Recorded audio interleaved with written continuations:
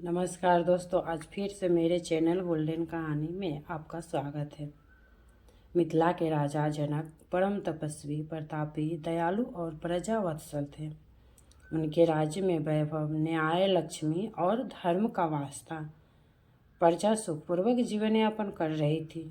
एक बार मिथिला में अनेक वर्षों तक मेघों ने जल नहीं बरसाया। इसके फलस्वरूप मिथिला की प्रजा को भयंकर अकाल का सामना करना पड़ा। अकाल ने अनेक लोगों के प्राण हर लिए। चारों ओर अन्न जल की कमी हो गई। ऐसे विकट परिस्थिति से निपटने के लिए राजा जनक ने मंत्रियों से परामर्श किया।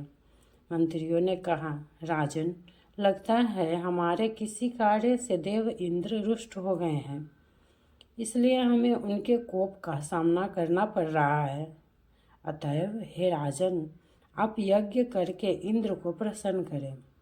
उनकी प्रसन्नता राज्य पर वैभव और समृद्धि के रूप में बरसेगी। राजा जनक ने अनेक ऋषि मुनियों को आमंत्रित कर एक विशाल यज्ञ का आयोजन किया।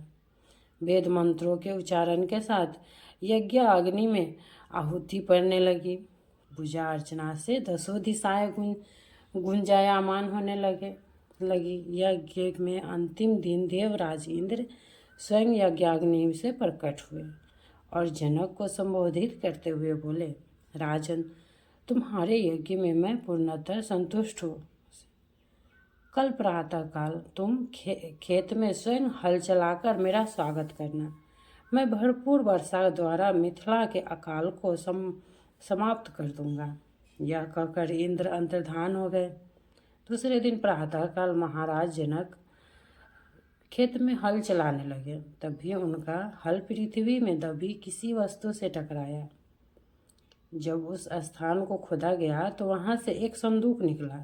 संदूक में एक नवजात कन्या को देखकर सभी विस्मित रह गए।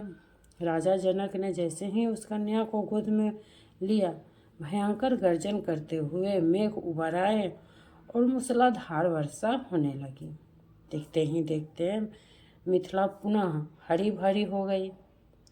उसी समय एक आकाशवाणी हुई, राजा जनक, पृथ्वी के गर्भ से उत्पन्न यह कन्या संसार में सीता के नाम से प्रसिद्ध होगी।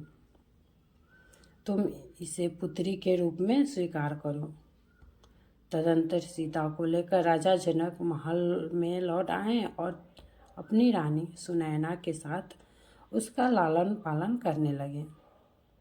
सीता स्वयं अत्यंत रूपवती तथा समस्त गुणों से संपन्न थी। जब वे युवा हुई तो राजा जनक को उनके विवाह की चिंता सताने लगी। तब उन्होंने एक स्वयंवर का आयोजन किया।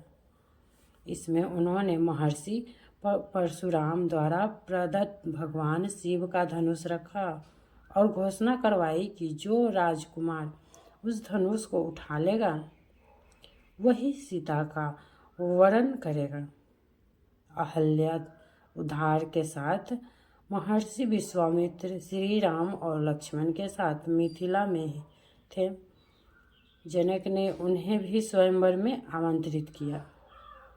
निश्चित दिन स्वयंवर आरंभ हुआ, परंतु उपस्थित सभी राजा धनुष को उठाने में असमर्थ रहे।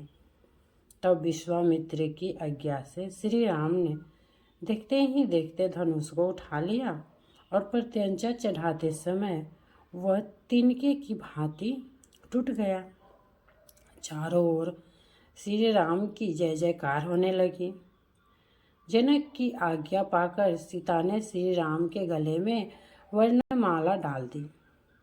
इस प्रकार सीता का विवाह श्री राम के साथ संपन्न हो गया। राजा जनक की दूसरी पुत्री उर्मिला का विवाह लक्ष्मण के साथ हुआ।